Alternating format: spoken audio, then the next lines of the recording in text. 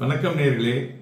After RERA real estate regulatory authority ஒரு பெட்டர்னு சொல்லலாம் for the buyer and builder agreement.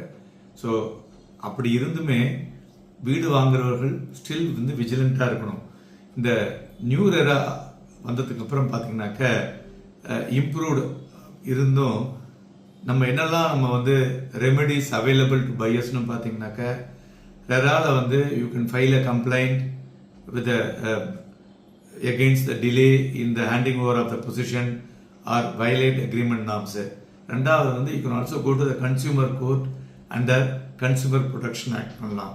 மூன்றாவது suppose the builder inadvertently delaying அப்படி ஆச்சுன்னு வச்சுங்களேன், you can go for the insolvency proceedings. But இவ்வளவு இருந்தும் நம்ம ஒன்று ஸ்டில் நீங்கள் கீ பாயிண்ட்ஸ் டு செக் அப்படின்னு பார்த்தீங்கன்னாக்க பேமெண்ட் டேர்ம்ஸ். ஸோ நீங்கள் you have to verify the total payable amount. அதில் நோ ஹிடன் சார்ஜஸ் இருக்கா, என்ன பண்ணியிருக்காங்க அப்படிங்கிற விஷயத்த பார்க்கணும். ரெண்டாவது அந்த agreement builders to terminate contracts if the buyer is not paying. நார்மலாக பார்த்தீங்கன்னா ஒரு ஒன் சைடடாக இருந்ததுன்னா அதை நீங்கள் கிளியர் பண்ணிக்கணும். ரெண்டாவது ப்ராப்பர்ட்டி டைட்டில், இது ரொம்ப முக்கியமான விஷயம்.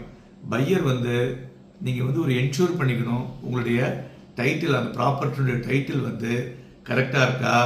Filter confirm the land free from all என்கம்பரன்சஸா அப்படிங்கிறத நீங்கள் செக் பண்ணிக்கணும். மூணாவது ப்ரொசஷன் டைம்லைன். இப்போ உங்களுக்கு எத்தனை நாளுக்குள்ளே கொடுக்குறாங்க அது ஓரளவுக்கு அவங்க அந்த அக்ரிமெண்ட்டில் கமிட் பண்ணிக்கணும். கமிட் பண்ணிவிட்டு அதுலேருந்து plus or minus 3 to 6 months okay. Over and above, you have to ask the clear and specific reason for the delay. எப்போ முடிப்பாங்க அப்படி இருக்கும் பொழுது அதற்கு தகுந்தாற்போல் உங்களுடைய பேமெண்ட் டேர்ம்ஸை நீங்கள் வச்சுக்கணும். ஸோ அதனால் ரெரா ஒரு பெட்டர் இன்ஃபர்மேஷனை கொடுத்தாலும் நீங்கள் வாங்கும் பொழுது விஜிலண்ட்டாக இருக்கணும். அதனால் இப்போ எல்லாருமே என்ன பண்ணுறாங்க, ஆல்மோஸ்ட் கம்ப்ளீஷன் ஆன ஃப்ளாட்ஸை வாங்குறாங்க. That is also a good idea. Suppose completion ஆகலை, இப்போ தான் ஃப்ரெஷ்ஷாக அக்ரிமெண்ட் என்ட்ராக இருக்காங்கனாக்க அந்த CMD agreement, registered plans and all the UDS to be clear, எல்லாம் என்ன எப்படி இருக்குது, அதுமாரி யுவர் பேமெண்ட் டேர்ம்ஸு எந்தெந்த இதில் எவ்வளோ டேர்ம்ஸில் நம்ம பேமெண்ட் கொடுக்கணும் அப்படிங்கிற கிளாரிட்டியோடு நீங்கள் பண்ணிங்கன்னா so you will be on the safe side. இவை எல்லாவற்றிற்கும் better to consult with your RERA advisor. நன்றி, வணக்கம்.